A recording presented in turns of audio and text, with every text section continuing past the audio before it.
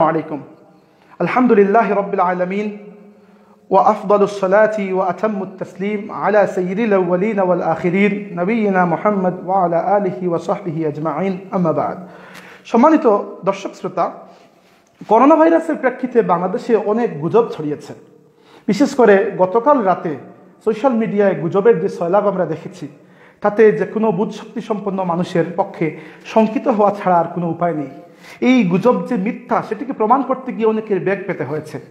গুজবগুলো কী ছিল সেটি বলে আমি আপনাদের রুচি এবং আপনাদের বিবেককে আর প্রভাবিত করতে চাচ্ছি না, এবং আমার নিজের রুচিতেও বাধে যে এ ধরনের মিথ্যা তত্ত্বকে আমি আবার নিজের থেকে এন্টারটেন করব। কিন্তু আমি জিম্মাদারির সাথে বলছি, এই সবগুলোই মিথ্যা রটনা ছিল। বিশেষ করে বিভিন্ন বুজুর্গ এবং বিভিন্ন প্রতিষ্ঠানের নামে যে কথাগুলো ছড়িয়ে পড়েছিল, এই সবগুলোই মিথ্যা। কোনো একজন ফাসিক আপনাদের মধ্যে বিভ্রান্তি সৃষ্টি করার জন্য এগুলো বলেছে। আর একটি বাচ্চার ব্যাপারে কিছু কথা বলা হয়েছে, যেটি এর চেয়েও বড় মিথ্যা। আল্লাহ সুবহানাহু ওয়া তাআলা এ ধরনের মিথ্যা রটনা থেকে আমাদেরকে রক্ষা করুন। গুজবের সাথে বাঙালির সম্পর্ক কিন্তু অনেক পুরনো।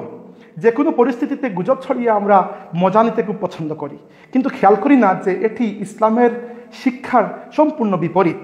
আল্লাহ সুবহানাহু ওয়া তাআলা এ ব্যাপারে আমাদেরকে সতর্ক করে দিয়েছেন। সূরা হুজুরাতের মধ্যে আল্লাহ বলেছেন, ইয়া আইয়ুহাল্লাযীনা আমানু ইন জাআকুম ফাসিকুম বিনাবাইন ফাতাবায়ানু আন তুসিবু কওমান বিজাহালাতিন ফাতুসবিহু আলা মা ফাআলতুম নাদিমিন। হে ঈমানদারগণ, যখন কোনো ফাসিক অর্থাৎ পাপাচারী ব্যক্তি তোমাদের কাছে কোনো সংবাদ নিয়ে আসে, তখন তোমরা এই সংবাদটিকে যাচাই বাছাই করো। অন্যথায় এমন হতে পারে যে এই সংবাদের ভিত্তিতে তোমরা কোনো মানুষের উপর হামলা করে ফেলবে এবং পরবর্তীতে তোমরা তোমাদের কাজের জন্য অনুতপ্ত হবে। তার চেয়ে ভালো প্রথমে এই সংবাদটিকে যাচাই করে গ্রহণ করো, যাতে তোমাদেরকে অনুতপ্ত হতে না হয়। দেখেন, আল্লাহ এখানে খুব ক্লিয়ার ডিস্টিংশন করেছেন। আল্লাহ মুমিনদেরকে বলছেন যে তোমরা তোমাদের ভুল কাজের জন্য অনুতপ্ত হতে পারো, কারণ মুমিনদের ইজ্জত রয়েছে। একটি ভুল করলে মুমিনদের ইজ্জতে আঘাত লাগে, কিন্তু ফাসিকের কোনো ইজ্জত নেই। ফাসিক আল্লাহর সামনেই লজ্জাবোধ করে না, মানুষের সামনে কিভাবে লজ্জাবোধ করবে? এজন্য ফাসিক থেকে বেঁচে থাকবেন।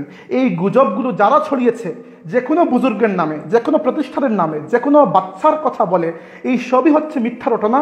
এরা ফাসিক, যারা সমাজে অশান্তির সৃষ্টি করতে চায়। তাই আমাদেরকে উচিত হচ্ছে এই সব রটনা থেকে বেঁচে থাকার। আরেকটি ব্যাপারে রাসূল সাল্লাল্লাহু আলাইহি ওয়াসাল্লাম আমাদেরকে বলেছেন। ইমাম মুসলিম রাহমাতুল্লাহি আলাইহি সহিহ মুসলিম কিতাবের মুকদ্দিমার মধ্যে এই হাদিস এনেছেন। আল্লাহ নবী বলেছেন, কাফা বিল মারই কাযিবান আন ইউহাদ্দিসা বিকুল্লি মা সামিআ। একজন মানুষ মিথ্যাবাদী হওয়ার জন্য এতটুকু যথেষ্ট যে সে যা শুনে তাই বলে বেড়ায়। আপনি যদি মিথ্যাবাদী হিসাবে নিজেকে প্রমাণ করতে চান, মিথ্যা কথা না বললেও হবে। আপনি যদি মিথ্যা শোনা মাত্র এগুলো ছড়িয়ে দেন, তবুও আপনি আল্লাহর নবীর জবান থেকে স্বীকৃত মিথ্যাবাদী। আর মিথ্যা হচ্ছে ড্রাগ এডিকশনের মতো। প্রথমে আপনি মজার জন্য শুরু করেন, পরবর্তীতে এই এডিকশন আপনি ছাড়তে পারেন না, আর পরবর্তীতে সেটি মুনাফিকের আলামত হয়ে যায়। আল্লাহ নবী বলেছেন, আয়াতুল মুনাফিক সালাসুন ইযা হাদ্দাসা কাযিবা। মুনাফিকের চিহ্ন হচ্ছে তিনটি। প্রথম চিহ্ন হচ্ছে তখন কথা বলে মিথ্যা বলে। তাহলে এই গুজবগুলো যারা ছড়াচ্ছে, তারা আল্লাহর ভাষায় ফাসিক, রাসূলের ভাষায় মিথ্যাবাদী এবং মুনাফিক। এদের থেকে বেঁচে থাকবেন এবং কোনো সংবাদ যাচাই বাছাই না করে প্রচার করবেন না। এরপরে আরেকটি বিষয় হচ্ছে স্বপ্নের ব্যাপারে আমাদের যে ভুল ধারণা। দেখেন, স্বপ্ন অত্যন্ত ব্যক্তিগত একটি বিষয়। যদিও স্বপ্নকে আমি অস্বীকার করছি না, কারণ আল্লাহ নবী সাল্লাল্লাহু আলাইহি ওয়াসাল্লাম বলেছেন যে মুবাশশিরাত ব্যতীত নবুয়তের কোনো কিছু আর বাকি থাকবে না। সাহাবীরা বলেছেন, ইয়া রাসূলুল্লাহ, মুবাশশিরাত কি? আল্লাহ নবী বলেছেন, আর রুইয়া আস-সালিহা, সত্য স্বপ্ন। নবীরা পৃথিবী থেকে চলে যাওয়ার পরে, বিশেষ করে মুহাম্মদুর রাসূলুল্লাহ যেহেতু শেষ নবী, তারপরে আর কোনো নবী আসবেন না, তিনি চলে যাওয়ার পরে নবুয়তের সবগুলো কার্যক্রম বন্ধ হয়ে যাবে। কেবল সত্য স্বপ্ন বাকি থাকবে। আল্লাহ মাঝে মধ্যে তার ইচ্ছা অনুযায়ী তার কোনো নির্দিষ্ট বান্দাকে স্বপ্নের মাধ্যমে কিছু জানিয়ে দিতে পারেন, কিন্তু এটি কমন কেস নয়। এটি হচ্ছে কিছু বিচ্ছিন্নতা। স্বপ্ন মূলত তিন প্রকার। প্রথম এবং বেশিরভাগ স্বপ্ন হচ্ছে আপনি যে চিন্তা এবং কর্মগুলো করছেন, আপনি ঘুমিয়ে যাওয়ার পরে আপনার ক্লান্ত মস্তিষ্ক সেগুলোকে আপনাকে দেখাচ্ছে। যেহেতু তখন আপনার মস্তিষ্ক ক্লান্ত থাকে, তাই সেটি ভালো করে ইনফরমেশন প্রসেস করতে পারে না। তাই স্বপ্নের মধ্যে কোনো সিকোয়েন্স থাকে না, আপনি উল্টাপাল্টা স্বপ্ন দেখেন। এগুলো আপনার নিজের কোনো পাসিং থট অথবা নিজের কোনো কাজ, যেটির একটি অসম্মিলিত রূপ আপনাকে দেখানো হচ্ছে। দুই নম্বর, এমন স্বপ্ন যেটি দেখে আপনি ভয় পেয়ে যান, আপনি টেরিফাইড হয়ে যান। সেই স্বপ্নগুলো আল্লাহর পক্ষ থেকে নয়, এগুলো শয়তানের পক্ষ থেকে। কারণ আল্লাহ সুবহানাহু ওয়া তাআলা তার বান্দাকে এত ভালোবাসেন যে তিনি কখনো বান্দাকে ঘুমের মধ্যে ভয় দেখান না। এটি আল্লাহর সুন্নত নয়, এটি শয়তানের কাজ। তাই যে কোনো ধরনের স্বপ্ন দেখে যদি আপনি ভয় পেয়ে যান, আপনার ঘুম ভেঙে যায় বা আপনার আত্মা শঙ্কিত হয়ে যায়, অবশ্যই সেটা শয়তানের পক্ষ থেকে ঘুম থেকে উঠে আউযুবিল্লাহ পড়বেন। এবং যদি মনের মধ্যে বেশি কষ্ট লাগে একটু সদকা খায়রাত করতে পারেন, যেহেতু সদকা খায়রাত সব ধরনের বালা মুসিবত থেকে আপনাকে রক্ষা করতে পারে। আর কিছু স্বপ্ন মুমিনের জীবনে মাঝে মধ্যে আসে যেটি আল্লাহর পক্ষ থেকে মুবাশশিরাত হিসেবে আসে। এটি খুবই ব্যক্তিগত একটি অভিজ্ঞতা, এটির কোনো মূলনীতি নেই। সুতরাং এটি আপনি জানেন, যে দেখেছে সে জানে তার সাথে কি হয়েছে, তাকে আল্লাহ কি দেখিয়েছেন, এবং যখন এগুলো আল্লাহর পক্ষ থেকে দেখানো হবে আপনি অবশ্যই বুঝতে পারবেন। তাই স্বপ্নের ব্যাপারে বাড়াবাড়ি করা বাদ দেন। আমাদের সমাজে স্বপ্ন নিয়ে যে পরিমাণ বাড়াবাড়ি, বিশেষ করে বিভিন্ন বুজুর্গদের নামে যে পরিমাণ মিথ্যা তথ্য দেওয়া হচ্ছে স্বপ্নের ব্যাপারে, এটি ইসলাম সম্পর্কে ভুল ধারণা থাকার কারণে। আমি আপনাকে দুটি ঘটনা বলি যেন বিষয়টি পরিষ্কার হয়ে যায়। রাসূল সাল্লাল্লাহু আলাইহি ওয়াসাল্লাম ইন্তেকাল করলেন সোমবারে সকালে, এবং তার কবর দেওয়া হয়েছিল একদিন বা দুদিন পরে। এই সময়ের মধ্যে সাহাবীদের মধ্যে একটি বিষয়ে মতানৈক্য তৈরি হয়েছিল যে রাসূল সাল্লাল্লাহু আলাইহি ওয়াসাল্লামকে কোন জায়গায় কবর দেওয়া হবে, অর্থাৎ রওজা শরীফ কোন জায়গায় হবে। কেউ কেউ বুদ্ধি দিয়েছেন যে আল্লাহ নবী সাল্লাল্লাহু আলাইহি ওয়াসাল্লামকে জান্নাতুল বাকির বা মদিনার কেন্দ্রীয় কবরস্থানে নিয়ে যাওয়া। কেউ কেউ বুদ্ধি দিয়েছেন আমরা তাকে মক্কা শরীফ নিয়ে যাই, সেখানে কাবা শরীফের পাশে দাফন করব, বা মক্কা শরীফের কেন্দ্রীয় কবরস্থানে। কেউ বলেছেন, এমনও কেউ পরামর্শ দিয়েছেন যে চলুন আমরা তাকে বাইতুল মুকাদ্দাস জেরুজালেমে নিয়ে যাই, যেহেতু সেখানে অনেক নবীর কবর রয়েছে, তাই এটি তার জন্য শুভা পাবে যে তাকে আমরা সেখানে নিয়ে যাব। তখন কোনো একজন সাহাবীও বলেননি যে আমি স্বপ্নে কিছু দেখি কিনা অপেক্ষা করি বা স্বপ্নের মাধ্যমে কাউকে কিছু জিজ্ঞেস করে আসি, বরং তখন আবু বকর সিদ্দিক রাদিয়াল্লাহু আনহু বলেছেন যে আমার কাছে আল্লাহর নবীর হাদিস রয়েছে, আমি নিজে আল্লাহর নবীর জবান মুবারক থেকে শুনেছি যে নবীরা যেখানে মৃত্যুবরণ করেন সেখানে তাদের কবর দেয়া হয়। এজন্য আল্লাহর নবী সাল্লাল্লাহু আলাইহি ওয়াসাল্লাম ইন্তেকাল করেছেন আয়েশা সিদ্দিকা রাদিয়াল্লাহু আনহার ঘরে, এখানেই তাকে কবর দেওয়া হয়েছিল, এখানেই তার রওজা শরীফ। দেখেন, আবু বকর রাদিয়াল্লাহু আনহু বা কোনো সাহাবী বলেননি যে আমরা স্বপ্নে কিছু দেখি তারপরে বলি, বরং তারা ইসলামী ইলমের উপর ভরসা রেখেছেন, উসুলের উপর ভরসা রেখেছেন এবং এটির মাধ্যমে বিষয়টিকে সমাধান করেছেন। তারপরে 18 হিজরিতে যখন ওমর রাদিয়াল্লাহু আনহু খলিফা, এবং এই হাদিসটি বর্তমান সময়ে আমরা সবাই জানি যেহেতু খুব বেশি বলাবলি করা হচ্ছে, মুসলিম বিশ্বে একটি ভয়ঙ্কর মহামারী দেখা দিল, আমওয়াস মহামারী। জর্ডান, ফিলিস্তিন, সিরিয়া এবং ইরাকের কিছু এলাকা নিয়ে প্রায় 25,000 মুসলমান এই মহামারীতে আক্রান্ত হয়ে শহীদ হয়েছিলেন। এর মধ্যে আল্লাহর নবীর অত্যন্ত বড় বড় সাহাবীরাও ছিলেন। উমর রাদিয়াল্লাহু আনহু রিইনফোর্সমেন্ট নিয়ে যখন মদিনা থেকে রওনা দিলেন এবং সিরিয়ার উপকণ্ঠে উপস্থিত হওয়ার পরে একটি মতানৈক্যের জন্ম হলো যে আমরা সিরিয়ায় প্রবেশ করব কিনা। কেউ বললেন সিরিয়ায় প্রবেশ করবো, যেহেতু আমরা এই নিয়ত করে এসেছি আর আল্লাহ ভাগ্যে যা লিখে রেখেছেন তাই হবে। কেউ বললেন যে ওমর রাদিয়াল্লাহু আনহু আপনি একটু খেয়াল করুন, এরকম সাহাবীদেরকে নিয়ে মহামারী আক্রান্ত এলাকায় প্রবেশ করা উচিত নয়, আমরা এদের লাইফকে রিস্কের মধ্যে ফেলে দিতে পারি না। কেউ অন্য মতামত দিতে শুরু করলেন।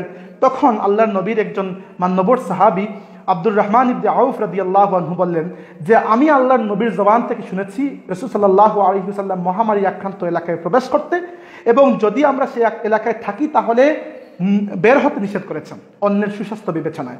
এই হাদিস থেকে পরবর্তী সিদ্ধান্ত নেওয়া হলো যে ওমর রাদিয়াল্লাহু আনহু প্রবেশ করবেন না, এবং তার সাথে যারা এসেছেন তারা প্রবেশ না করেই ফিরে গেলেন। দেখেন, কোনো সাহাবী বলেননি যে আমি একটু স্বপ্ন দেখি বা স্বপ্নের মাধ্যমে কোনো একটি সংবাদ নিয়ে আসি। আমি স্বপ্নকে নাউজুবিল্লাহ কোনো অপমান করছি না। কোনো স্বপ্ন মুবাশশিরাত যেটি আল্লাহর পক্ষ থেকে আসে এটা সত্য, এটি হাদিসে রয়েছে। কিন্তু স্বপ্নের ব্যাপারে আমাদের যে বাড়াবাড়ি, বিশেষ করে বিভিন্ন বুজুর্গের নামে যে সকল মিথ্যা তত্ত্ব, নাম ধরেই বলি, আমাদের মুর্শিদ বড় সাহেব কিবলা ফুলতলির নামে আমরা যে পরিমাণ মিথ্যা তত্ত্ব ছড়াতে দেখতে পেয়েছি তাতে দুঃখজনক যে আমরা সম্ভবত বড় সাহেব কিবলাকে চিনতে পারিনি। বড় সাহেব কিবলা একজন আলিমে দ্বীন, একজন মুহাদ্দিস, জীবনের বড় অংশ তিনি আল্লাহর নবীর হাদিস অধ্যয়নে পার করেছেন, এখনো তিনি হাদিসের দর্শ দেন। তাই তিনি এরকম কোনো ব্যক্তি নয় যিনি আপনাকে স্বপ্নের মাধ্যমে মিথ্যা তত্ত্বের যোগান দেবেন। যদি ফুলতলির বড় সাহেব কিবলার ব্যাপারে কোনো কিছু শুনতে হয় তাহলে ফুলতলির কাউকে জিজ্ঞাসা করুন, অথবা ফুলতলি সাহেব বাড়ির পক্ষ থেকে যদি কেউ আপনাকে কোনো নির্দেশনা দিয়ে থাকেন তাহলে সেটিকে গ্রহণ করুন। অন্য কোনো মানুষের নামে সেটি শুনে রাত বিরাতে আমাদেরকে ফোন করে এরকম বিরক্ত করবেন না যে শুনলাম বড় সাহেব নাকি বলেছেন, শুনলাম বড় সাহেব নাকি বলেছেন। কার কাছ থেকে শুনেছেন বড় সাহেব বলেছেন? বড় সাহেবের পক্ষ থেকে কোনো কিছু বলা হয়েছে বা বড় সাহেবের পরিবারের পক্ষ থেকে? তাহলে আপনারা খামোখা এইসব তত্ত্ব উপাত্ত ছড়িয়ে আল্লাহর ওলিদের নামে মিথ্যা কথা বলবেন না।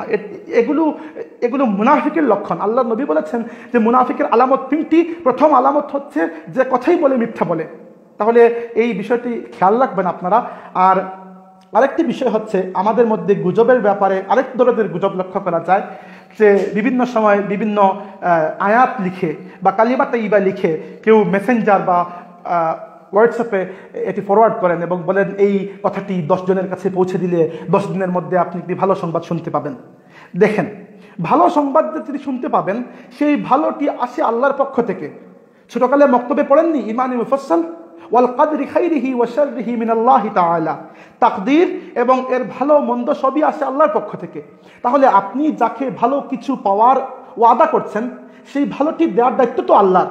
তার মানে আপনি পরোক্ষভাবে আল্লাহর উপর আপনার দাবি চাপিয়ে দিচ্ছেন যে আমি ওয়াদা করে ফেলেছি কাউকে ভালো কিছু দিতে, তাহলে তোমার দিতেই হবে। আল্লাহ সুবহানাহু ওয়া তাআলা আমাদের উপর সব কিছু চাপিয়ে দিতে পারেন, যেহেতু আমরা মুকাল্লাফ। আমরা আল্লাহর উপর কোনো কিছু চাপিয়ে দিতে পারি না, যেহেতু আল্লাহ রব্বুল আলামিন তিনি আমাদের মুকাল্লাফ নন। তাই সম্মানিত উপস্থিতি বা যারা আমার কথা শুনছেন, সম্মানিত দর্শক শ্রোতা, দয়া করে এই বিভ্রান্তির মধ্যে পড়বেন না। এগুলো সবই বানোয়াট। এরকম মেসেজ যদি কেউ ফরওয়ার্ড করেন, তাকে সাথে সাথে ব্লক করে দিন, অথবা উপায় থাকলে তাকে বুঝান যে আপনি এই ওয়াদাটি করছেন সেটি আপনি আল্লাহকে পরীক্ষার মধ্যে ফেলছেন বা আল্লাহকে পরীক্ষা করছেন। যে অধিকার আপনাকে দেওয়া হয়নি, আপনার কথা যদি মিথ্যা হয়, এবং অবশ্যই হবে, তাহলে আপনি যাকে ওয়াদা দিলেন যে 10 দিনের মধ্যে সে ভালো সংবাদ শুনবে, তার ইমানের মধ্যে কমজোরি সৃষ্টি হবে। আপনি নিজের ইমানকে বরবাদ করে ফেলেছেন, সেটি ভিন্ন কথা, কিন্তু অন্য কারো ইমানকে বরবাদ করার কোনো অধিকার আপনাকে দেওয়া হয়নি। তাই দয়া করে এ ধরনের গুজব ছড়াবেন না, কান দেবেন না, এন্টারটেইন করবেন না, এবং প্রয়োজনে একটি কাজ করবেন, এগুলো ইগনোর করবেন। বারবার ফেসবুকে এগুলো দিয়ে যে শুনলাম অমুকে অমুক কথা বলেছে, শুনলাম এই গুজব বেরিয়েছে, এগুলো বলে আপনি মিথ্যাকে আরো ছড়িয়ে দিচ্ছেন। তাই দয়া করে এই ধরনের কাজ থেকে আমরা বিরত থাকবো। আমরা আল্লাহর কাছে পানাহ চাই যে এ ধরনের মিথ্যার মধ্যে যেন আল্লাহ এই উম্মতকে না ফেলেন। এই উম্মত মুহাম্মদুর রাসূলুল্লাহর রেখে যাওয়া আমানত। আমরা যদি কোরআন সুন্নাহকে বাদ দিয়ে এরকম পাপাচারিতায় লিপ্ত হই, তাহলে এরকম আযাব আমাদের উপর কমবে না, বরং আরো বেশি বৃদ্ধি পেতে থাকবে। তাই সম্মানিত দর্শক শ্রোতা, আমরা বিষয়টি নিয়ে একটু গভীরভাবে চিন্তা করি।